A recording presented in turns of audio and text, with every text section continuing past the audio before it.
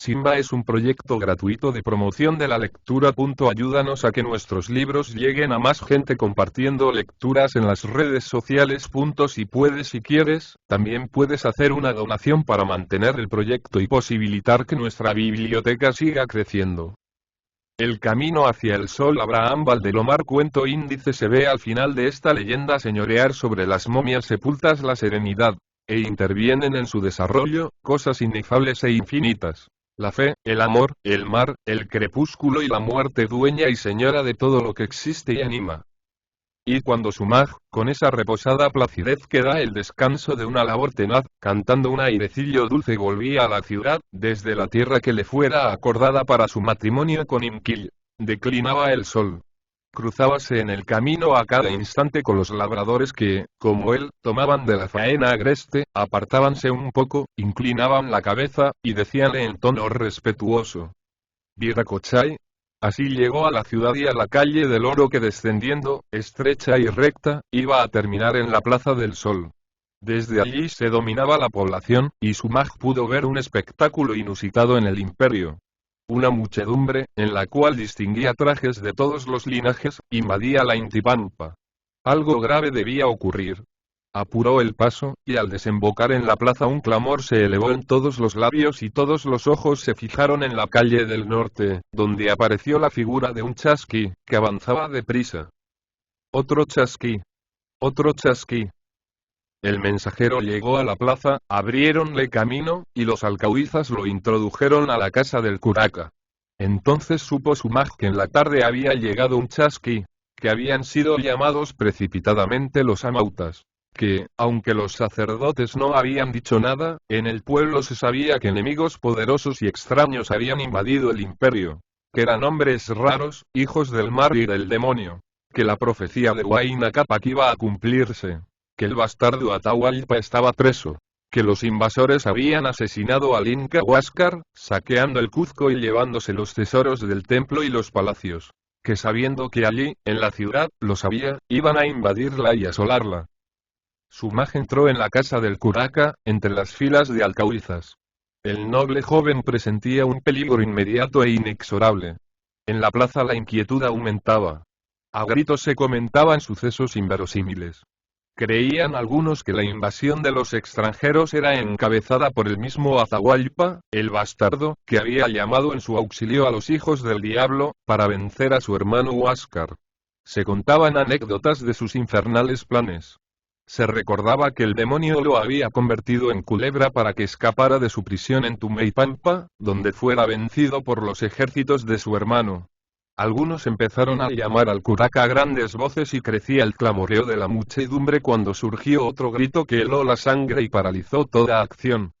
Otro chasqui. Otro chasqui. El mensajero, en lo alto de la calle de Chinchaysuyo, venía con los brazos extendidos y pronto sus lamentaciones cayeron como rayos en el pueblo reunido. Desgracia. Desgracia. Desgracia. Entonces la confusión fue espantosa.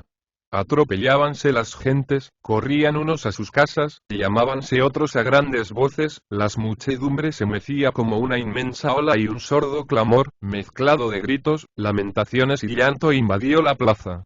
Quejábanse las mujeres con sus niños atados a la espalda, nombraban los padres a los hijos, buscábanse a la distancia en la confusión, y nadie podía salir de aquel laberinto sonoro. Las espantadas gentes solo pronunciaban, pálidas y transformadas por el terror, una sola frase. Los hijos de Supai, los extranjeros. En ese instante salieron de la casa del curaca los amautas, y hablaron al pueblo desde la escalinata del edificio. Un silencio trágico invadió el ambiente y entonces el Tucuiricut, el mensajero del Inca, que visitaba ocasionalmente aquel ahillo, dijo: Hijos del sol, el imperio está en peligro. Se ha cumplido el oráculo. La ciudad sagrada ha sido destruida por los extranjeros. El Inca, el padre de los hombres, el hijo del sol, ha sido asesinado, por los hijos de Supai. No pudo continuar. Un sordo clamor se elevó al cielo. Gritos de dolor salieron de todas las bocas. Arrojábanse al suelo las mujeres y lloraban desesperadamente. Mesábanse los cabellos, maldecían a los extranjeros y por un largo espacio de tiempo solo se oyó el enorme sollozo de aquella multitud que se sentía herida por las extrañas fuerzas de un destino adverso. El Tuquiricut continuó. Ya no tenemos Inca. Es preciso buscar el amparo del sol. Los enemigos vienen. Llegarán pronto. Preparad vuestros menesteres y esperad las órdenes del curaca y del consejo. Entonces descendieron los Camayocs y con gran trabajo dispusieron que cada grupo volviera a su barrio. Dieron órdenes, y cuando el sol se ocultó, la plaza del Inti se encontraba desierta. Aquel día no ardieron los mecheros, la sombra invadió toda la ciudad y solo se veía cruzar a ratos a mensajeros de prisa, a soldados, y a uno que otro noble. Solo en la cúspide del cerro sagrado que dominaba el pueblo ardieron fogatas y se hicieron sacrificios que oficiaban los sacerdotes. Algunos mozos y muchas vírgenes, mujeres de la nobleza, se habían enterrado vivas para acompañar al Inca en su viaje y servirle durante el camino. Entre ellas se habían sepultado la hija del curaca y 20 mamacunas. En la casa del curaca el consejo duró hasta muy tarde y a medianoche salieron los jefes y hablaron a los Camayocs. Habían acordado pedir auxilio al sol. Era necesario ir a donde el sol y abandonar el pueblo. Debían llevar consigo todas sus riquezas y ganados, sus trajes y sus utensilios. Los jefes se detenían en la puerta de la casa de cada guaranga Camayoc, daban sus órdenes y seguían su camino. Los Camayocs debían ordenar cada uno sus 40 subordinados y tenerlos prontos para el gran viaje. Y cuando las sombras empezaron a hacerse transparentes y ya en la hierba brillaba el rocío, empezaron a salir en silencio todas las familias. Pronto las plazas estuvieron invadidas por los grupos que con su jefe a la cabeza esperaban las órdenes del curaca. Entre la multitud, las vicuñas alzaban sus esbeltas cabezas inquietas. Los aljós, especie de perros, merodeaban mudos, al pie de sus rebaños. Tendíanse a descansar, agrupadas, las alpacas de sedosa piel, y, las llamas cimbreándose bajo el peso de las cargas, caminaban a menudos pasos entre los emigrantes. Un silencio, que apenas interrumpían entrecortados sollozos o el llanto de los niños, dominaba el pueblo. La luz empezaba a asomar. Los Guaranga Camayocs dijeron que el pueblo saldría después de entonar el himno al sol. Aquel sería el último Illarimui. La idea de dejar para siempre los lares, entristecía todos los corazones. Preguntábanse las gentes a dónde iban. Los ancianos respondían. Vamos en pos del sol. Él no nos abandonará. Él nos recibirá en sus mansiones. ¿Y quién conoce el camino para llegar al sol? ¿Quién sabe dónde está el sol?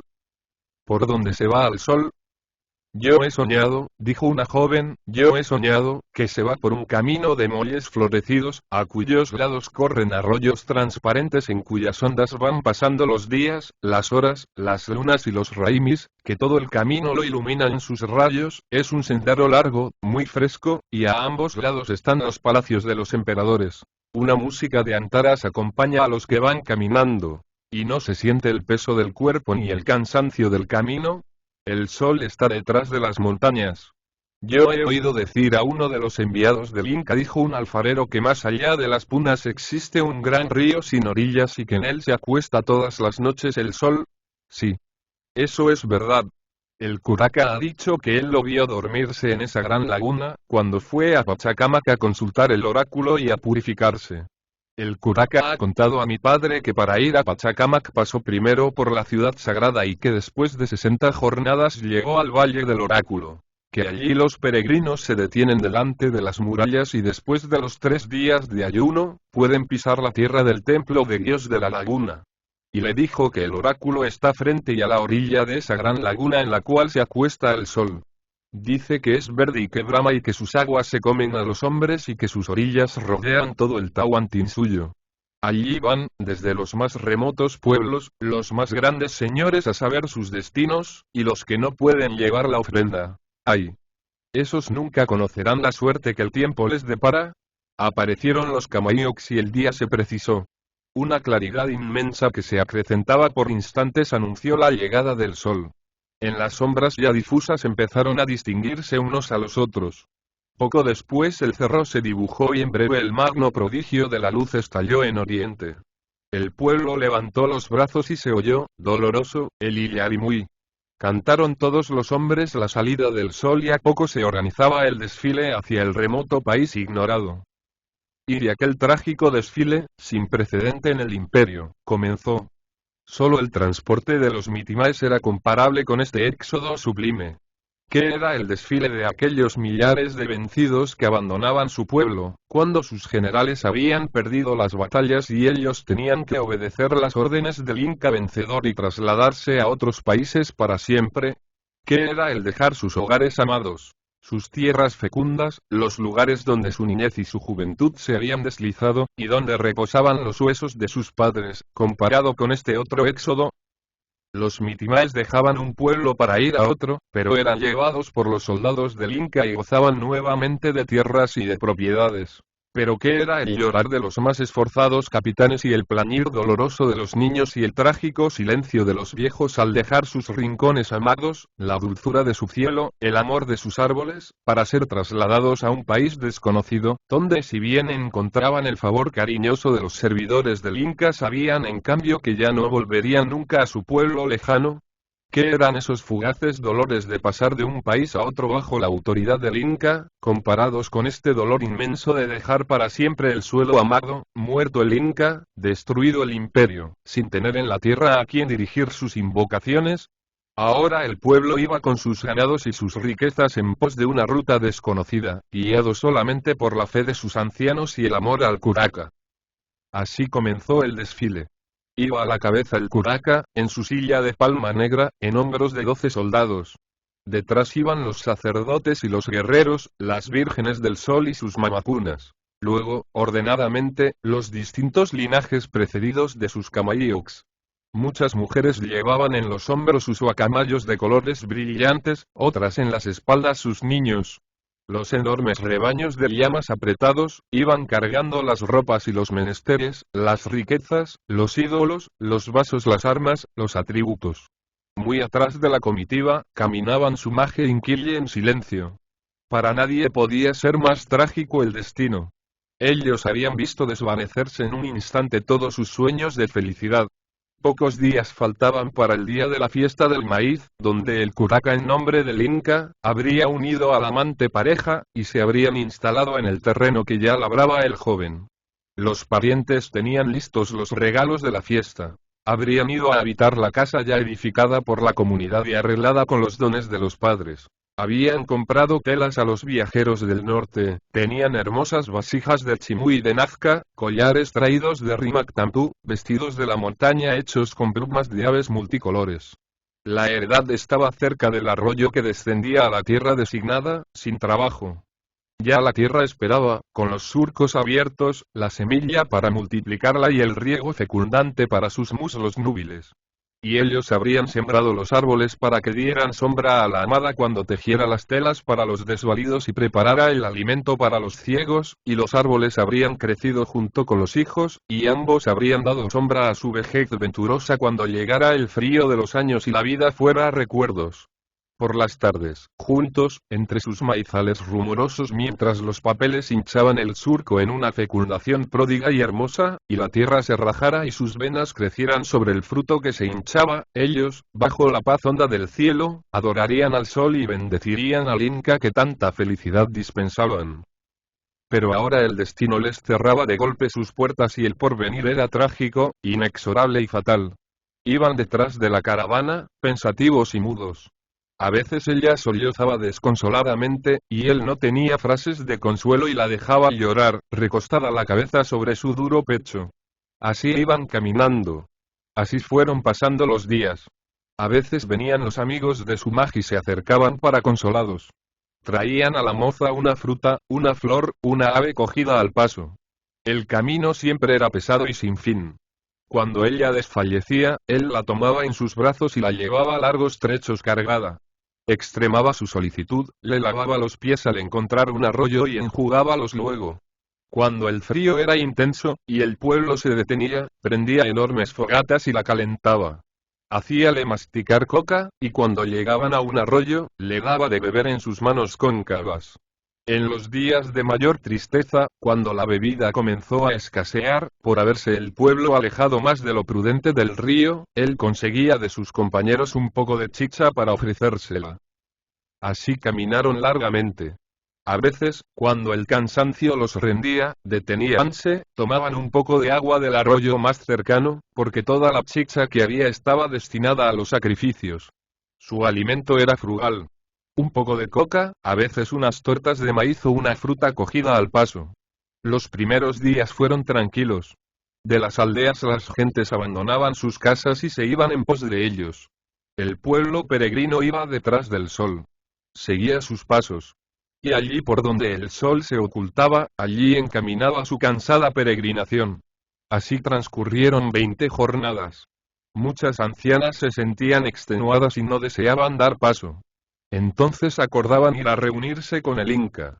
Tomada esta disposición, al crepúsculo se detenían en lo alto de un cerro. Los mozos cavaban una fosa.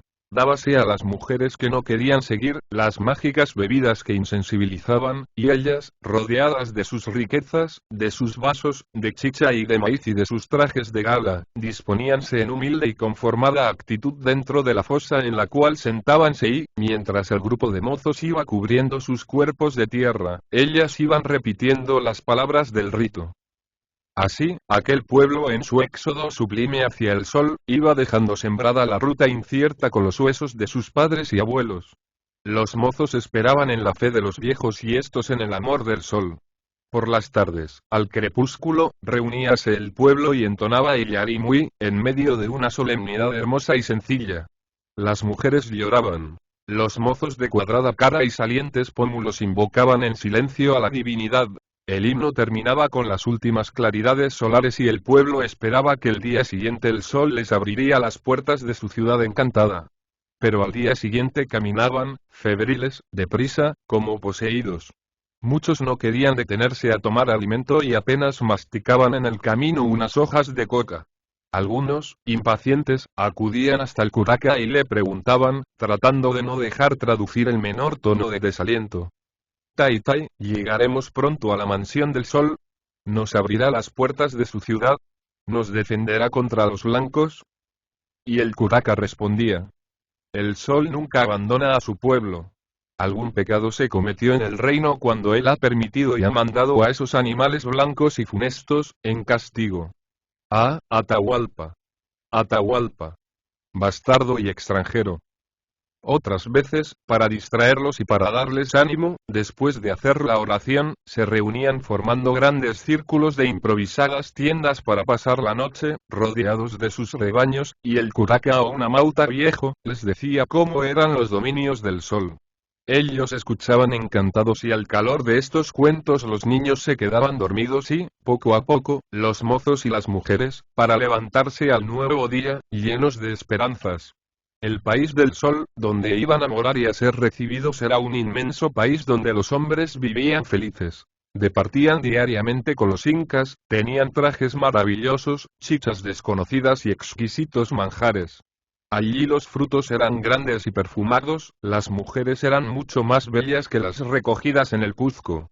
Músicas divinas invadían el aire. Pájaros de multicolor belleza cantaban canciones exquisitas y tiernas, y todas las casas eran de oro y piedras fantásticas, los lechos mullidos. Y tenían servidores diligentes y amables. Nada faltaba a los más exigentes deseos. Y todo estaba iluminado con una luz radiante, blanca como el algodón y transparente como la nieve que se congela en las lagunas. La luz lo invadía todo, el cuerpo y el alma, los objetos, las flores, la vida, los sueños, el amor y los deseos, era el reino de la luz, del oro, de la paz, de la felicidad. Llegaron por fin a unas colinas donde el calor empezó a reemplazar el frío de las punas. Aquello les pareció de buen agüero porque allí donde el clima era más cálido debía estar el comienzo de los dominios del sol. Aquel día Inquilla se sintió alegre y rió. Así, animosos y fervientes, caminaban largas jornadas a despecho del calor y así iban descendiendo a los llanos. Las pocas aldeas que encontraban usaban distintos trajes, las unjus eran casi transparentes. Y todas las tardes, al crepúsculo, entonaban la misma oración y la misma plegaria. Oh sol. Oh Padre de nuestros padres y señores, no abandones a tu pueblo y protégenos contra la furia de su pai. Una mañana, a la aurora, les pareció sentir una brisa deliciosa y un extraño ruido apacible. No era un rugido de pumas, ni de multitudes, era algo confuso e ininteligible, pero amoroso y lento. El ruido venía del lado del sol y de la brisa. Unos mozos se subieron a un montículo y al llegar a la cúspide un solo grito admirable salió de sus labios. Cocha. Cocha. Cocha. Todo el pueblo ascendió y pudo contemplar, en medio de un sordo rumor de admiración y de entusiasmo, algo que no había imaginado. Una laguna enorme, una laguna sin orillas, suavemente azul, se distinguía a lo lejos. Era sin duda alguna de la Casa del Sol. La famosa laguna de que hablara el curaca y hacia donde se encaminara para acostarse todas las tardes el sol. Aquella mañana se hizo el sacrificio de 6 llamas y se ligó chicha en honor del Inti. Y la caravana siguió su interminable peregrinación hacia el valle fecundo que se extendía a sus pies. Aquel valle estaba deshabitado y bravío. Y al penetrar bajo sus árboles coposos y verdes reposaron algunos días hasta que llegaron a las orillas ansiadas. El entusiasmo del pueblo desapareció súbitamente. ¿Cómo irían ellos a atravesar ese inmenso río, para poder llegar a donde estaba el sol? La víspera estaban ciertos de haberlo visto ocultarse entre las aguas. Era, pues, seguro que llegando al sitio donde lo vieron hundirse, entrarían en su reino. Pero ¿cómo atravesar esa laguna verde, rugiente, inmensa y enorme?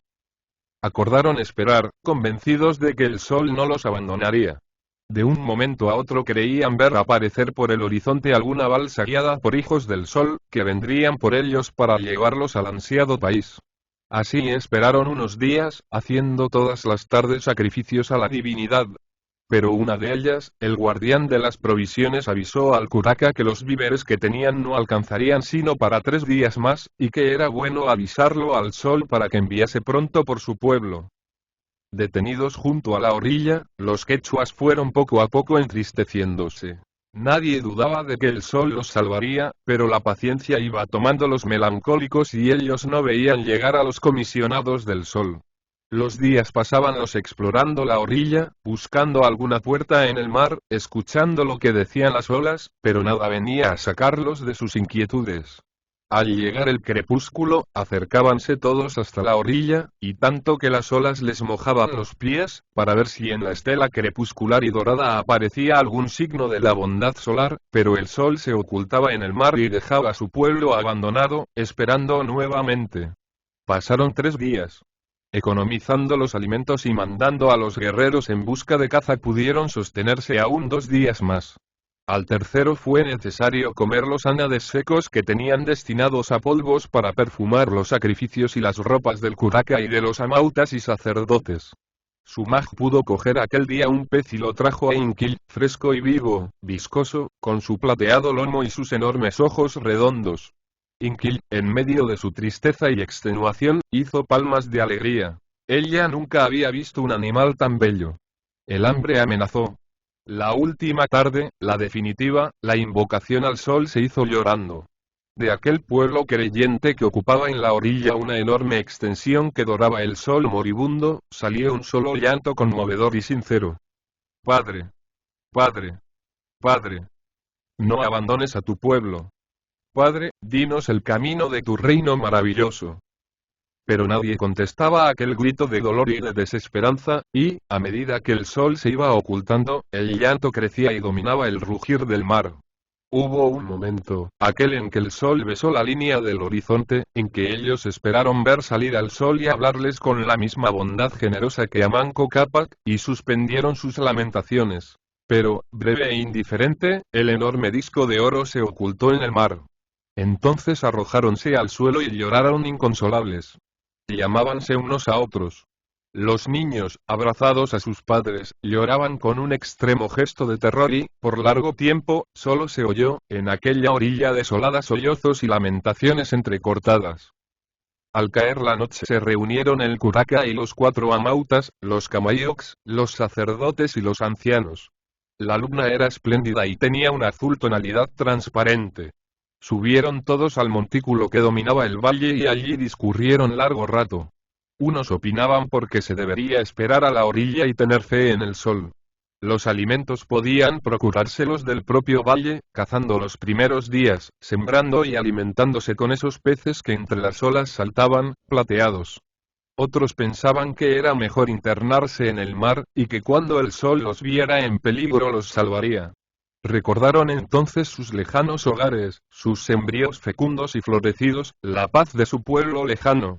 Cuánto mejor habría sido quedarse y recibir allí la muerte de manos de los extranjeros de las barbas de nieve. Después de un momento de silencio, surgió una voz bajo la paz de la luna.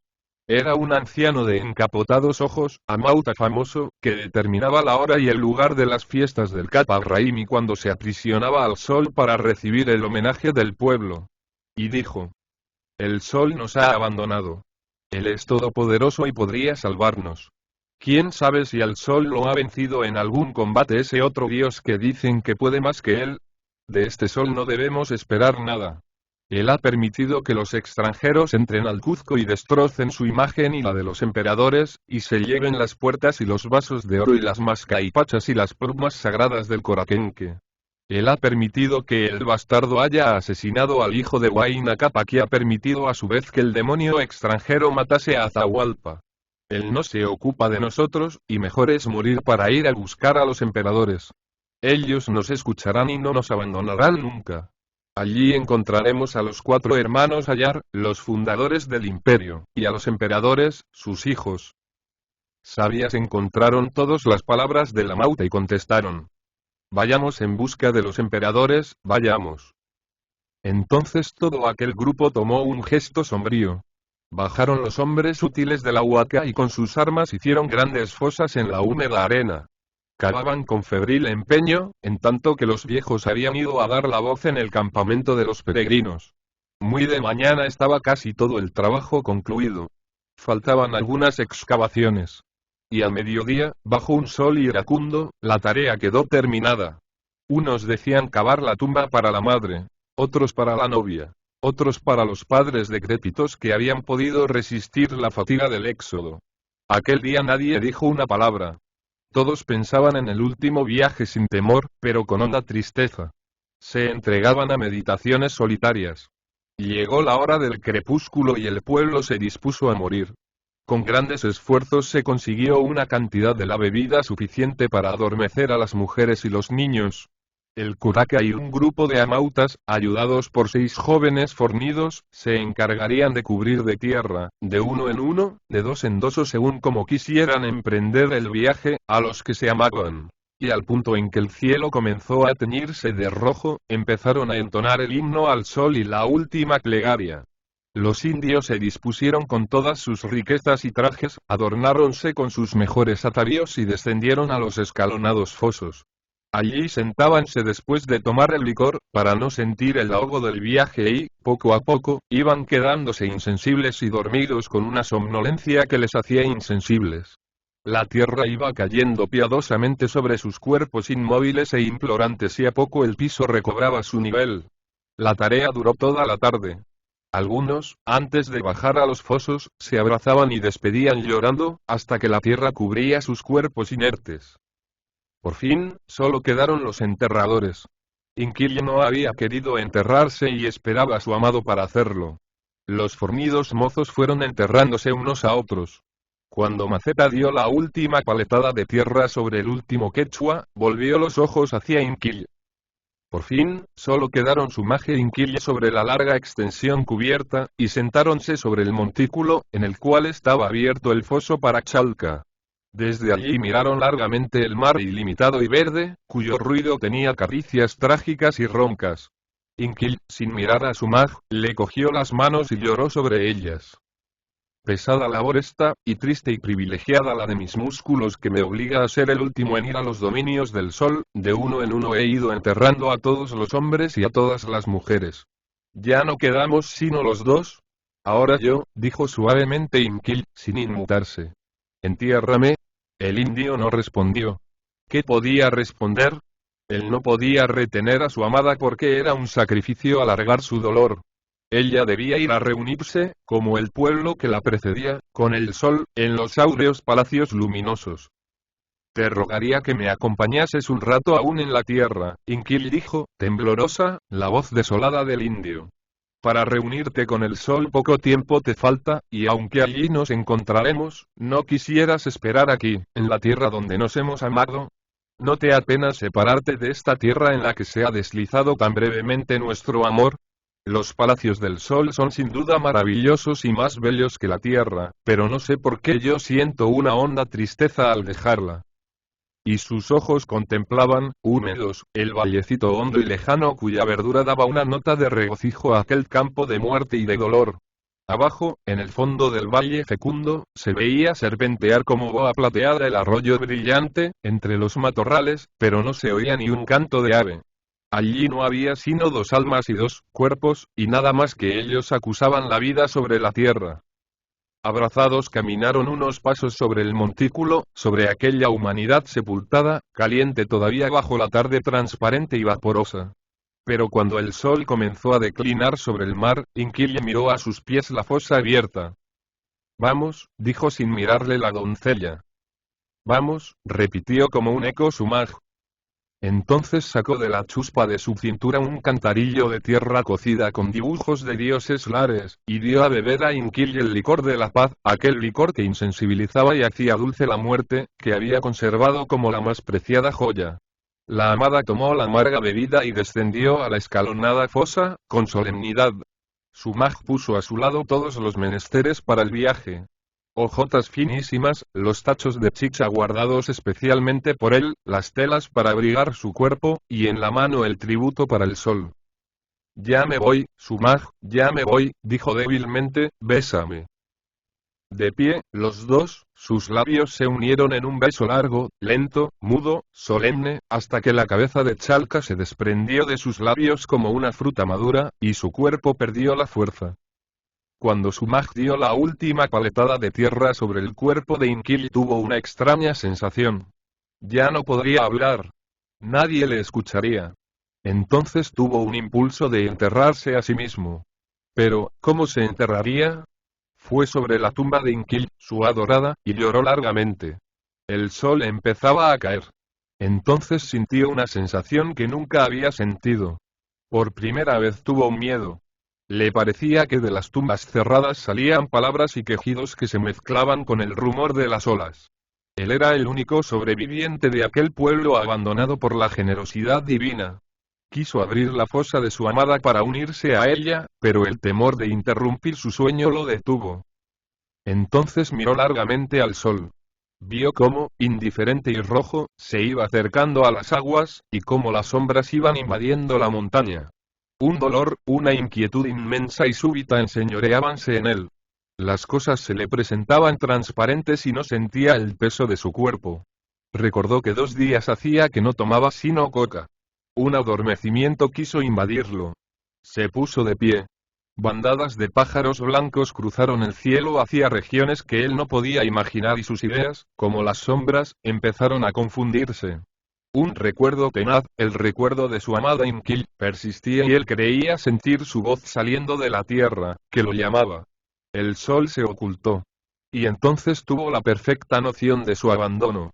El temor de vivir sobre aquellos muertos le impresionaba hondamente, y echó a llorar de nuevo como un niño y a llamar al sol. Insensiblemente se había echado sobre la tumba de Inkill y escarbaba y llamaba a gritos a la amada. Pero ahora ella no respondía. Sus ideas se confundieron.